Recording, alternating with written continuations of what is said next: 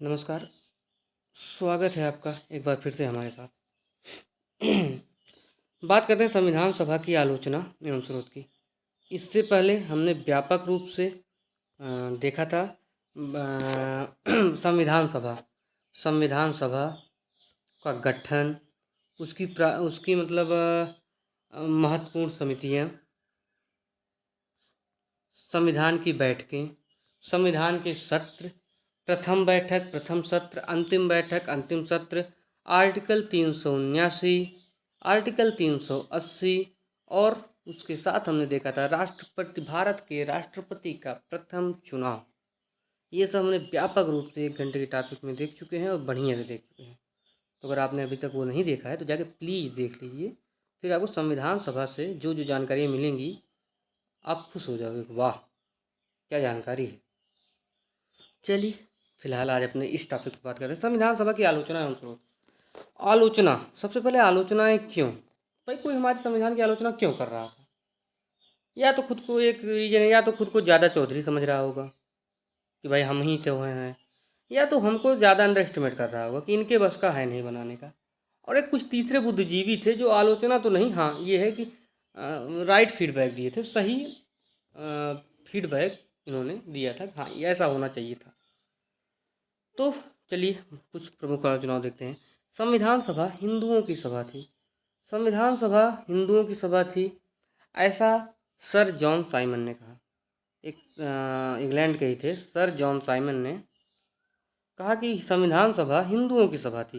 इन्होंने सही कहा, भाई हिंदू ज़्यादा थे ही, बट इन्होंने दूसरा पॉइंट ये दिमाग में नहीं अपने रखा कि इंडिया में हिंदू आबादी ज़्यादा थी, मुसलमान आबादी तो पाकिस्तान चली गई, जो बची खुची थी थोड़ी बहुत वो इंडिया में थी। तो जब हिंदू आबादी ज़्यादा है तो सदस्य भी तो हमारे हिंदू ही होंगे ज़्यादा, तो इसको हिंदुओं की सभा कहना सर्वथा अनुचित होगा। लेकिन हाँ इन्होंने कहा था, तो इसका जवाब तो हम लोग यही देते हैं कि भाई हम अगर हिंदू ज़्यादा हैं तो हिंदू उस समय ज़्यादा होंगे, क्योंकि लोकतंत्र है, इलेक्शन होना है, सिलेक्शन तो होना नहीं है। दूसरे ये चर्चिल साहब थे, अच्छा ये तो अलग ही बंदा बेवकूफ़ था। ये बोल रहा था संविधान सभा एक जात की संस्था थी, कुछ नहीं करना, खुद प्रधानमंत्री का चुनाव हार चुके हैं, क्लीमेंट एटली इनके जगह पे प्रधानमंत्री हो चुके हैं, विपक्ष के नेता थे, इनका काम ही था भारत की बुराई करना, सत्ता की बुराई करना। और चूंकि इटली भारत के आज़ादी के समर्थक थे, संपोषक थे, इसलिए ये चर्चिल साहब को भारत की हर बात बुरी लगती थी। ये बंदा बोला कि संविधान सभा एक जात की संस्था थी, इसके बारे में हमको बहुत ज़्यादा ध्यान नहीं देना है बात को। वकीलों का स्वर्ग, ये इंपॉर्टेंट फीडबैक था या इंपॉर्टेंट आलोचना थी। सर आइवर जेनिक्स बहुत बड़े संविधानविद, विश्व के कितने ही देशों के संविधान के निर्माण में प्रत्यक्ष या परोक्ष रूप से इन्होंने योगदान दिया है। इन्होंने ही प्रारूप समिति के अध्यक्ष के लिए बाबा साहब आम्बेडकर का नाम सुझाया था। इन्होंने संविधान के सब कठिन शब्दावली को देखते हुए यह कहा कि यह आम आदमी के समझ में तो आने से रहा, इसलिए भारतीय संविधान वकीलों का स्वर्ग होगा। आम आदमी जब संविधान की भाषा को नहीं समझ पाएगा तो वह वकील पकड़ेगा, और वकील इसकी भाषा को समझाने के लिए अपना चार्ज लेगा। इसीलिए भारतीय संविधान को वकीलों का स्वर्ग सर आइवर जेनिक्स ने कहा है। तो किसने कहा है? आइवर जेनिक्स ने कहा है। क्यों कहा है अब वो भी बताने की आवश्यकता नहीं, उतना तो आपको पता चल ही गया होगा। चलिए, अराजकता का व्याकरण, एक बढ़िया शब्द है अराजकता का व्याकरण। ये क्या है? ये शब्द कहाँ से आया? Grammar of anarchy, grammar of anarchy या अराजकता का व्याकरण। थोड़ा सा पीछे चलते हैं। 25 नवंबर 1949 को भारतीय संविधान बनकर लगभग लागू होने के लिए तैयार था। 26 नवंबर 1949 को संविधान के 16 अनुच्छेद लागू भी कर दिए गए थे। उस दिन डॉक्टर भीमराव अंबेडकर ने संविधान सभा में एक ऐतिहासिक भाषण दिया, जिसे तानाशाही का व्याकरण या अराजकता का व्याकरण या ग्रामर ऑफ अनार्की कहा गया। उन्होंने आलोचनाओं का जवाब दिया। उन्होंने कहा किसी देश के अच्छे प्रावधानों को ग्रहण करना साहित्यिक चोरी तो नहीं है। आपकी अच्छी बातों को अगर हम ग्रहण कर ले रहे हैं तो हमको नहीं लगता कि कोई हम चोरी कर रहे हैं। इसीलिए अराजकता का व्याकरण किसे कहा गया? तो 25 नवंबर 1949 को डॉक्टर भीमराव अंबेडकर द्वारा संविधान सभा में दिए गए ऐतिहासिक भाषण को ग्रामर ऑफ अनार्की या अराजकता का जागरण कहा गया। आर्ट इम्पोर्टेंट आर्टिकल है आर्टिकल 393। तो आर्टिकल 383 बहुत बढ़िया क्वेश्चन अगर बनेगा कभी तो बन सकता है, वैसे भी और उसमें भी। भारतीय संविधान, मैं ही आपसे क्वेश्चन करता हूँ, भारतीय संविधान का शीर्षक क्या है? भारतीय संविधान का शीर्षक क्या है? ए भारत संघ का संविधान, बी भारतीय संविधान, सी भारत का संविधान, या डी भारत राष्ट्र का संविधान। ए भारत संघ का संविधान, बी भारतीय संविधान, या सी भारत का संविधान, या डी भारतीय राष्ट्र का संविधान। भारत राष्ट्र का संविधान क्या होना चाहिए? कुछ को पता होगा और कुछ को नहीं पता होगा। जिनको पता है उन्हें बधाई हो, और जिनको नहीं पता है अभी थोड़ी देर बाद उनको बधाई दे देंगे, क्योंकि मेरे बताने के बाद उन्हें पता चल ही जाएगा। फिर आप तीसरे से पूछिएगा और फिर समझाइएगा कि तुम्हें नहीं आता, मुझे आता है। क्यों? क्योंकि मैंने पढ़ा हुआ है। आर्टिकल 393 में लिखा गया कि भारतीय संविधान का शीर्षक भारत का संविधान होगा। भारतीय संविधान का शीर्षक भारत का संविधान होगा। तो क्वेश्चन आ गया कि भारतीय संविधान का शीर्षक क्या होगा? भारत का संविधान होगा। ऐसा कहाँ लिखा गया है? ऐसा भारतीय संविधान के आर्टिकल 393 में लिखा गया है कि भारतीय संविधान का शीर्षक भारत का संविधान होगा। और यह आर्टिकल 26 नवंबर 1949 को ही लागू हो गया था कि भारतीय संविधान का शीर्षक भारत का संविधान होगा। क्लियर? आगे बढ़ते हैं। आर्टिकल 395 भी लागू हो गया था 26 नवंबर को, और उस आर्टिकल के तहत भारत स्वतंत्रता अधिनियम 1947 तथा भारत शासन अधिनियम 1935 दोनों को समाप्त कर दिया गया। जैसा कि भारत स्वतंत्रता अधिनियम 1947 में मैंने बताया था, मोटे मोटे हेडिंग में बताया था, इस अधिनियम में यह लिखा गया था कि जब तक दोनों देश की संविधान सभाएं अपना संविधान निर्माण पूर्ण नहीं कर लेती, तब तक इन देशों के शासन का कार्य 1935 भारत शासन अधिनियम से चलेगा। और दूसरी चीज़, यह कहाँ लिखा हुआ था? तो यह 1947 के अधिनियम में लिखा हुआ था। अब इसको बार बार पढ़ाने की जरूरत नहीं है, बताने की जरूरत नहीं है। तब आर्टिकल 395 में उन्होंने यह लिख दिया कि अब आज से 1947 का भारतीय स्वतंत्रता अधिनियम और 1935 का भारत शासन अधिनियम निरसित किया जाता है, समाप्त किया जाता है, रद्द किया जाता है। अब दिमाग में क्वेश्चन आना चाहिए और आएगा भी कि भाई संविधान तो बन गई है, लेकिन संविधान संसद तो है नहीं। संविधान बन गई है, संसद है नहीं, और संविधान सभा संसद के रूप में कार्य करेगी, ऐसा 1947 के अधिनियम में ही लिखा गया था। तो फिर जब यह अधिनियम रद्द हो गया है, तो फिर इस अधिनियम के रद्द होने के बावजूद भी संविधान सभा ने संसद के रूप में कार्य कैसे किया? और मैंने आपको बताया कि संविधान सभा ने संसद के रूप में कार्य किया, बढ़िया कार्य किया, धूमधाम से किया, 13 मई 1952 तक किया। लेकिन जब हमने आर्टिकल 26 नवंबर 1949 को ही यह आर्टिकल रद्द कर दिया कि भाई आप ये जो इसका आया था 1947 का अधिनियम रद्द कर दिया, फिर हमने संसद के रूप में कार्य कैसे किया? क्वेश्चन समझिए। जब हमने संविधान में एक आर्टिकल बना दिया 395, जिसमें हमने लिख दिया कि भाई 1947 और 1935 दोनों अधिनियम हम रद्द कर रहे हैं। ठीक है, आप रद्द कर दिए, भाई आपका देश, आपका संविधान। लेकिन इसी अधिनियम में यह कहा गया था कि संविधान सभा संसद के रूप में कार्य करेगी, और उसी बात को मानते हुए हमने 13 मई 1952 तक संविधान सभा को संसद के रूप में कार्य करवाया है। क्यों, कैसे? जब इसे रद्द कर दिया तो अपना मन था, करवा दिया। हमारा देश, हमारा संविधान, हमारा मन आज़ाद थे। क्यों, यही थे। पिछले क्लास में आप ध्यान दीजिए, मैंने 2 और आर्टिकल आपको पढ़ाए थे, आर्टिकल 379 और आर्टिकल 380, और ये दोनों भी 26 नवंबर 1949 को ही लागू हुए हैं। आर्टिकल 379 में संविधान सभा को अंतरिम संसद का नाम दिया गया है। अंतरिम संसद, अस्थायी संसद का नाम आर्टिकल 379 में संविधान सभा को दिया गया है। और आर्टिकल 380 के तहत संविधान सभा द्वारा निर्वाचित राष्ट्रपति का उल्लेख है। और यह दोनों आर्टिकल चूँकि हमने लागू कर लिया, इसलिए हमारे पास हमारी अंतरिम संसद हो गई, हमारे पास हमारा राष्ट्रपति हो गया, हम अपने देश का शासन सुचारू रूप से चला लेंगे। इसीलिए हमने कहा कि भैया अब 1947 और 1935 के अधिनियम की आवश्यकता नहीं है। ये जवाब है।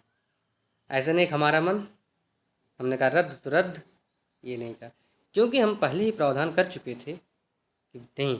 हमारे आर्टिकल 379 में हमने यह लिख दिया था कि हम जो है अपना हमारे संविधान सभा को ही अंतरिम संसद कहेंगे। और आर्टिकल 380 के तहत हम भारत के संविधान सभा द्वारा निर्वाचित राष्ट्रपति का जिक्र कर चुके थे। राष्ट्रपति का निर्वाचन करने की प्रक्रिया की बात हम कर चुके थे, राष्ट्रपति के शपथ संबंधी प्रावधान लागू कर चुके थे।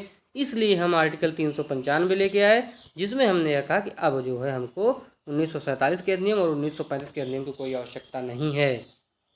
बात क्लियर होनी चाहिए, क्योंकि यही बेस है। इसी के बाद हमको आगे इसी पे ही पढ़ना, इसी पे चर्चा करना है। समझ में आया? चलिए आगे बढ़ते हैं। उड़ रहा है तो भी टेंशन ना लीजिए, धीरे पूरा A to Z क्लियर हो जाएगा। उड़ने दो, कहाँ तक उड़ के जाएगा, पकड़ लेंगे। तो भारत में संविधान सभा द्वारा निर्वाचित राष्ट्रपति के बारे में बात कहाँ की गई है? कहाँ की गई है? संविधान सभा द्वारा निर्वाचित राष्ट्रपति के बारे में बात आर्टिकल 380 में की गई है। अंतरिम संसद की बात कहाँ की गई है? आर्टिकल 379 में बात की गई है। 1947 अधिनियम 1935 अधिनियम को रद्द करने की बात कहाँ की गई है? 395 में की गई है। 393 में क्या बात की गई है? 393 में भारतीय संविधान का शीर्षक दिया गया है। सब बातें याद रखने वाली हैं। अब आते हैं सोर्स ऑफ कॉन्स्टिट्यूशन। भारतीय संविधान का स्रोत क्या था? बहुत स्रोत थे, एक दो स्रोत थे नहीं। उधार की पोटली इसीलिए कहा जाता है, नकल की कॉपी कहा जाता है, कट एंड पेस्ट कहा जाता है। हमको उससे फ़र्क नहीं पड़ता, हमें जो जो अच्छा लगा जहाँ जहाँ का वो हमने अपना लिया। तो इंग्लैंड से क्या क्या लिया, ये फैक्ट है, ये आपको रटना पड़ेगा। मैं बोल दे रहा हूँ, लिखना हो लिख लीजिएगा, सुनना हो 10 बार सुन लीजिएगा। ये रटने वाली फैक्ट है, इसमें कोई समझा नहीं सकता कि क्यों लिया गया, कैसे लिया गया। नहीं, जो लिया गया वो वहाँ से लिया गया, अपने को रटना है। ये वनडे एग्ज़ाम में एक क्वेश्चन आ सकता है कि यह कहाँ से लिया गया। तो चलिए शुरू करिए रटना। इंग्लैंड से नंबर 1, संसदीय शासन की व्यवस्था इंग्लैंड से ली गई। संसदीय शासन की व्यवस्था, विधि का शासन, विधि का शासन होगा, यह भी इंग्लैंड से लिया गया। विधि निर्माण की प्रक्रिया इंग्लैंड से ली गई, कानून निर्माण की प्रक्रिया इंग्लैंड से ली गई। सामूहिक उत्तरदायित्व इंग्लैंड से लिया गया। एकल नागरिकता, सिंगल नागरिकता इंग्लैंड से ली गई। हमारे यहाँ एकल नागरिकता पाया जाता है, इंग्लैंड से लिया गया। लोकसभा अध्यक्ष का पद इंग्लैंड से लिया गया है। लोकसभा अध्यक्ष का पद कहाँ से लिया गया है? इंग्लैंड से लिया गया है। राष्ट्रपति का अभिभाषण इंग्लैंड से लिया गया है। राष्ट्रपति का अभिभाषण इंग्लैंड से लिया गया है। और विधि के समक्ष क्षमता भी इंग्लैंड से ली गई है। विधि के समक्ष क्षमता भी इंग्लैंड से ली गई। एक और इम्पॉर्टेंट आता है, पूछ लिया जाता है कभी कभी, FPPS, पहले आओ पहले पाओ, यह भी इंग्लैंड से ही लिया गया है। तो इंग्लैंड से क्या क्या लिया, एक बार फिर से रिवीजन करिए।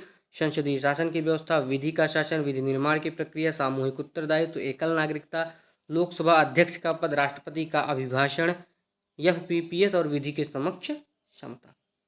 ये इतनी बातें हमने इंग्लैंड से लिया। आगे बढ़ते हैं। अब आता है यूएसए। उस समय का एक सबसे बड़ा, दुनिया का विश्व का सबसे बड़ा लिखित संविधान यूएसए का है। तो यूएसए से बात आई। यूएसए से हमने शक्तियों का पृथक्करण लिया, न्यायिक पुनरावलोकन की प्रक्रिया लिया, जुडिशियल, क्या बोलते हैं उसको, इंग्लिश शब्द है, न्यायिक पुनरावलोकन को जुडिशियल, अब जो होगा देख लीजिएगा, नहीं दिमाग में आ रहा है। मूल अधिकार हमने अमेरिका से लिया। न्यायपालिका की स्वतंत्रता अमेरिका से लिया। महाभियोग की प्रक्रिया अमेरिका से लिया। लोकहितवाद PIL अमेरिका से लिया। राष्ट्रपति सर्वोच्च कमांडर होगा तीनों सेनाओं का, यह भी हमने अमेरिका से लिया है। राष्ट्रपति तीनों सेनाओं का सर्वोच्च कमांडर होगा, यह भी हमने इंग्लैंड से लिया है। विधियों का समान संरक्षण इंग्लैंड से लिया है। प्रस्तावना की भाषा शब्दावली, हम भारत के लोग, इंग्लैंड से लिया गया है।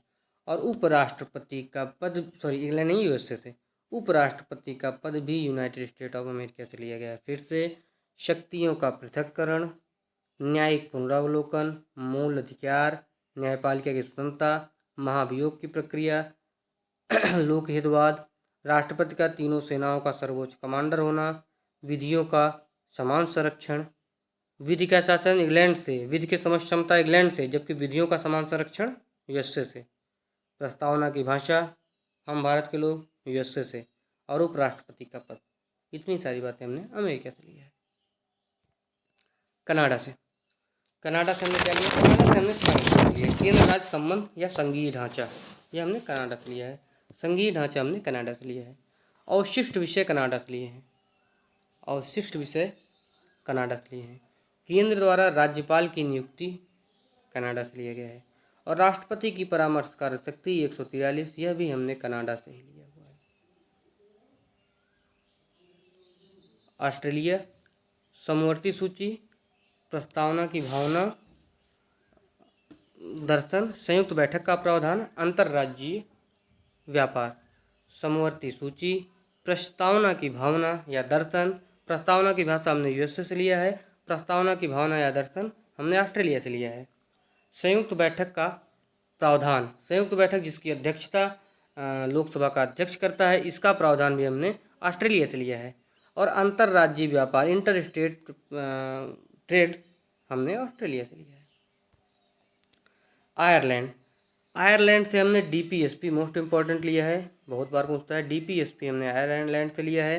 राज्यसभा में मनोनयन की व्यवस्था हमने आयरलैंड से लिया है। और राष्ट्रपति के निर्वाचन की प्रक्रिया भी हमने आयरलैंड से लिया है। राज्यसभा में सदस्यों का मनोनयन आयरलैंड से लिया है, राष्ट्रपति के निर्वाचन की प्रक्रिया भी आयरलैंड से लिया है।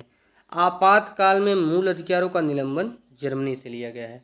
आपातकालों में मूल अधिकार का इन ड्यूरिंग इमरजेंसी मूल अधिकारों का सस्पेंशन, निलंबन हमने जर्मनी से लिया है। आगे दक्षिण अफ्रीका, राज्यसभा के सदस्यों का चुनाव, राज्यसभा के सदस्यों का चुनाव दक्षिण अफ्रीका से लिया है।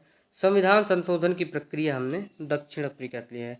राज्यसभा में मनोनयन की व्यवस्था आयरलैंड से लिया है।